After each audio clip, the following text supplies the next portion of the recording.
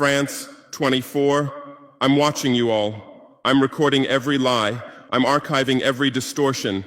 I am Ibrahim Traore, and today I'm pulling off your masks. Yes, you heard correctly. I, whom you call a young military junta leader, whom you brand as a dangerous radical, whom you serve up as an anti-Western dictator, am now telling you the truth. And this time you cannot turn off your microphones. This time you cannot turn away your cameras. This time your editors cannot cut this speech. Because the world you monopolize no longer exists. Because millions will hear these words now, without passing through your filters, without being subjected to your distortions, without being muddied by your lies. I am 34 years old. Every day of my life, I grew up with your lies. As a child, I would watch Africa on television. Always the same images. Children with flies, dry lands, weapons, death. This is Africa, they told us. This is what Africa is. And we believed it. We were ashamed of ourselves. We were ashamed of our own lands, of our own people. But then I grew up. I read, I researched, I questioned, and I understood that the Africa you showed us wasn't real. The story you told us was a lie. The fate you imposed on us was a script you had written. For years, how have you portrayed Africa? How have you shown it? How have you sold it to your viewers? As if we were creatures who had no share of humanity. As if we were savages left outside of civilization. As if we were wretches waiting for you to save us. Every day, every hour, every minute, the same story plays on your screens. Hunger, war, disease, corruption, terror, chaos. These are the words that come to mind when Africa is mentioned. In your Africa dictionary, there are no other words. No hope, no success, no development, no resistance, no honor, no pride, no victory. So I ask you, New York Times, Washington Post, Guardian, Le Monde, have you ever made Africa's successes your headlines? How many times have you written about Rwanda's technology miracle? How many times have you shown Ethiopia's reforestation project? How many times have you praised Botswana's democratic success? How many times have you described Kenya's entrepreneurial ecosystem? No, because these don't fit your scenario. Your Africa cannot be successful. It cannot, because then how will you legitimize your exploitation? If it's not in need of help, how will you intervene? If it's not backward, how will you look down on it? Have you ever asked yourselves, has any editor sitting at their desk, any news director in a meeting, any columnist at their keyboard ever thought, why are the people of the world's richest lands poor? Here are the numbers for you, real numbers. Africa owns 70% of the world's cobalt reserves. Your cell phone, your computer, your electric car won't work without cobalt. This cobalt comes from Congo, but Congolese can't afford cell phones. Africa owns 90% of the world's platinum reserves.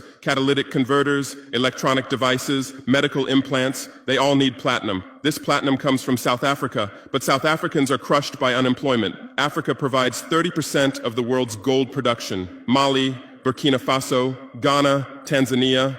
Gold flows like rivers from our lands. But our people swim in poverty. Africa supplies 65% of the world's diamond production. Botswana, Angola, Congo, Sierra Leone, billions of dollars worth of diamonds are extracted, but our miners live on $1 a day. Africa owns 35% of the world's uranium reserves. Niger, Namibia, South Africa. Nuclear plants run on our uranium. Paris lights burn with our uranium, but our villages have no electricity. And you still ask, why is Africa poor? No, the right question is, how was Africa kept poor while being so rich? Here's your answer. Colonialism didn't end. It changed shape. You used to come and occupy our lands. Now you come and establish companies. You used to take by force. Now you make agreements. You used to rule with the whip. Now you rule with credit. Let me give you concrete examples. With numbers, names, dates, but you'll never write about these.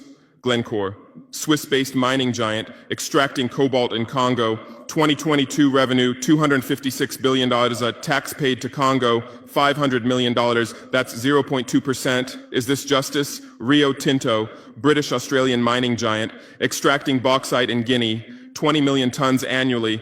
What's left for Guinea? Environmental pollution and cancer. Total, now Total Energies, French oil giant, extracting oil in Angola, Nigeria, Congo. 2022, profit, $36 billion investment in Africa, dirty pipelines, Anglo-American, founded in South Africa but now in London. Diamonds, platinum, iron, taking everything. What it left in South Africa? 6 million unemployed miners. And these are just the tip of the iceberg. What about the invisible, the secret deals, the offshore accounts, the transfer pricing tricks? Every year, $88 billion in illegal money flows out of Africa. Who writes about this? Every year, $45 billion in aid comes to Africa. Everyone writes about this, but no one says Africa is not the continent receiving aid, it's the continent giving aid. While you zoom your cameras on swollen bellies, there is a huge system working silently in the background. Every day, tons of gold, diamonds, cobalt, uranium, oil leave our land. But how? Here is the system. Step 1, create corruption, bribe our leaders, open offshore accounts, promise them a life of luxury, send their children to your schools. Step 2, make deals, get 50-year, 99-year concessions, ask for tax exemptions, be exempt from environmental rules, ignore labor rights. Step 3, control the infrastructure. Take over ports, airports, railways, but only from the mine to the harbor. Don't build roads to the villages. Don't bring electricity to schools. Step 4, provide security. Set up private security companies. Arm them. Declare protesting. Step 5, silence the media. Buy local journalists. Suppress opposing voices. Serve internal unrest news to international media. And this is how the system works. It's been working like this for 100 years, and you don't see this system. You don't want to see it, because you're part of the system too. Who are the biggest advertisers of New York Times, CNN, BBC, oil companies, mining companies, arms companies, pharmaceutical cartels, the companies that exploit Africa? You live on their money, you defend their interests, and what I'm about to tell you might cost me my life, but it's no longer time to be silent. France's system in Africa is the CFA franc. 14 African countries still use French colonial currency. 50% of these countries' central bank reserves sit in the French treasury. France applies negative interest to this money, so we pay France to use our own money. Through this system, France transfers $500 billion worth of resources from Africa every year. Does anyone write about this? No. But when France gives Africa 10 billion euros in aid, it makes headlines. Britain's system is more sophisticated. London is the world's money laundering center. City of London, offshore paradise. Every penny stolen from Africa passes through London. Jersey, Guernsey, Cayman Islands, Virgin Islands, all under British control. Africa's wealth hides there. America's system is AFRICOM, Africa Command, 46 military bases on the continent. Official purpose, security. Real purpose, resource control. Drones in our airspace every day, listening devices everywhere.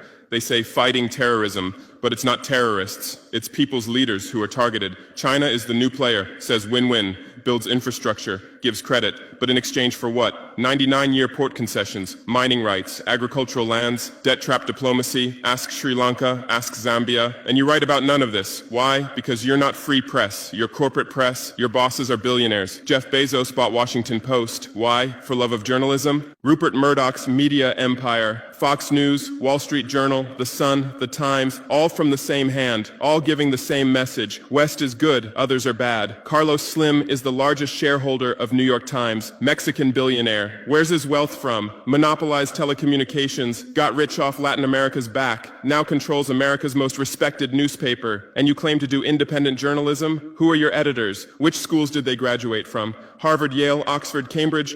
Always the same elite schools, always the same worldview, always the same prejudices. How are your reporters selected? How many languages does your Africa correspondent speak? French, English, that's all. Swahili, Hausa, Yoruba, Amharic, they don't know. They can't talk to the people. Your sources are always the same. Western diplomats, NGOs, experts, and then you come and lecture us.